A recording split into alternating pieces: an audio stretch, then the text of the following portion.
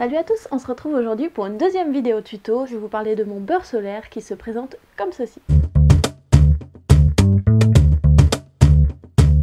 Je vais vous présenter donc tous mes produits maison que je fais moi-même, qui sont naturels et bien souvent biodégradables, donc c'est super pratique lorsqu'on part en randonnée. Donc mon beurre solaire, c'est vraiment un des derniers produits que j'ai changé dans ma trousse de toilette parce que c'était difficile pour moi d'aller vers quelque chose d'artisanal, de fait maison. J'avais peur que ça ne me protège pas assez la peau. Vraiment, si vous partez donc sur Compostelle ou sur tout autre chemin sur plusieurs mois, la crème solaire, un indispensable. Faut pas oublier qu'on est tous les jours sous le soleil. Enfin, un petit peu la morale, j'ai l'impression, mais c'est important s'il vous plaît de vous mettre de la crème, c'est pour vous, pour votre peau, pour votre santé. Petit point mis à part, la crème solaire, donc c'est un des derniers que j'ai changé parce que j'avais un petit peu peur, comme justement c'est quand même important de mal le faire, de pas être assez protégé et d'attraper des coups de soleil. Je parle d'un beurre solaire et non pas d'une crème parce que je le fais sous forme solide. Donc moi je l'ai mis dans un ancien pot de déodorant que j'ai nettoyé. Donc je suis pas sûre qu'on voit parce qu'il y en a plus beaucoup, mais voilà, il se présente comme ça, il va falloir bientôt que j'en refasse. C'est relativement simple à faire, mais il faut prendre quelques précautions quand même. Pour environ 100 ml de produit, vous allez avoir besoin de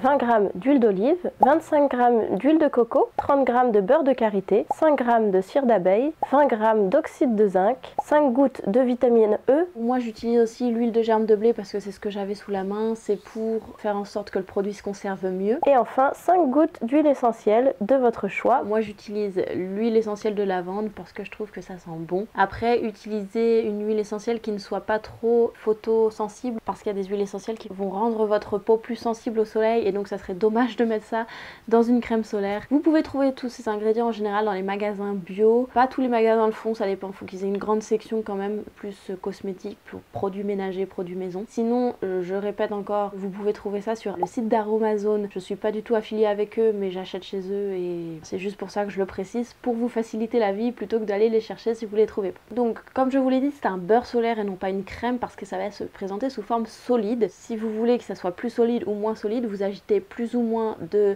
cire d'abeille dans votre composition. Là, ça fait un produit qui est sous forme donc de beurre ni trop solide ni trop liquide. En fait je l'avais créé pour l'utiliser sur une expédition d'hiver, donc c'était parfait en hiver. Par contre en été, quand je l'ai emmené sur Compostelle, il a eu tendance un petit peu à couler les journées très chaudes en Espagne. Donc si vous allez dans les pays chauds, mettez encore plus de cire d'abeille dedans pour qu'il soit vraiment solide et que ça en coule pas partout. A l'inverse, si vous voulez vraiment faire une crème, je sais pas si cette recette est la bonne parce que je l'ai pas utilisée vraiment en forme de crème, vous pouvez tout simplement mettre moins de cire d'abeille ou en mettre pas du tout et le mettre dans un contenant qui peut donc contenir du liquide.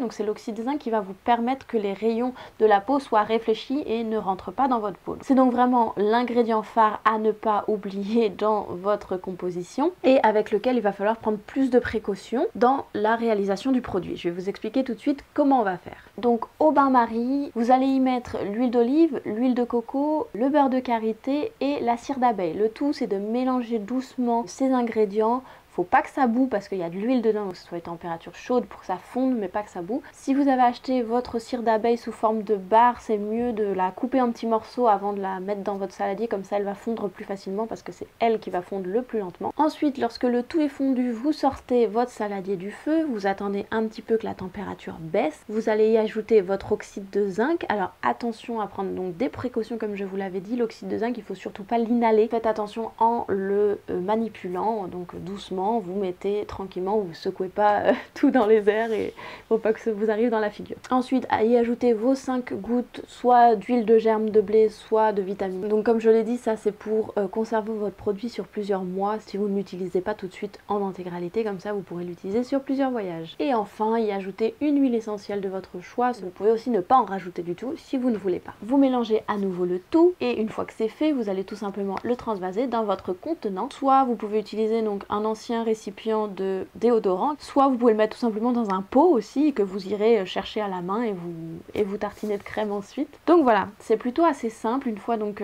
que c'est comme ça, vous le mettez un petit peu au frigo pour qu'il se fige beaucoup plus facilement. Une fois que c'est solidifié, c'est préférable de le garder au frigo, comme ça vous pouvez le garder sur de la plus longue distance, mais lorsque vous êtes en voyage, il n'y a aucun souci à ce que vous le gardez à température ambiante. Et voilà, vous avez réalisé un beurre solaire super simplement et qui est efficace. Je ne sais pas vous dire le pourcentage de protection solaire parce que c'est toujours très approximatif. Moi j'avais pris cette recette et je l'ai essayé pendant 3 mois sur Compostelle et elle s'est avérée efficace, sachant que j'ai une peau qui ne prend pas facilement les coups de soleil. Donc si vous avez une peau blanche qui a tendance à prendre des coups de soleil, je vais peut-être essayer de la faire et voire à mettre pourquoi pas un petit peu plus d'oxyde de zinc pour qu'elle ait un indice de protection un petit peu plus élevé. Et puis surtout, je vous encourage à la tester avant de partir sur le chemin juste avec ça. Donc voilà, j'espère que ça vous encouragera vous aussi à changer pour une crème solaire et surtout à mettre de la crème solaire si vous partez en randonnée sur de la longue distance. Certains pèlerins vous diront peut-être que c'est du luxe, mais la peau c'est important et surtout qu'on est toute la journée pendant plusieurs semaines, plusieurs mois dehors, donc c'est important. S'il vous plaît, mettez de la crème solaire. Si vous avez d'autres questions à laquelle j'aurais pas répondu dans la conception de ce produit, ou si vous voulez que je vous parle d'autres produits de ma trousse de toilette que je fais moi-même, n'hésitez pas à me le dire juste en commentaire en dessous.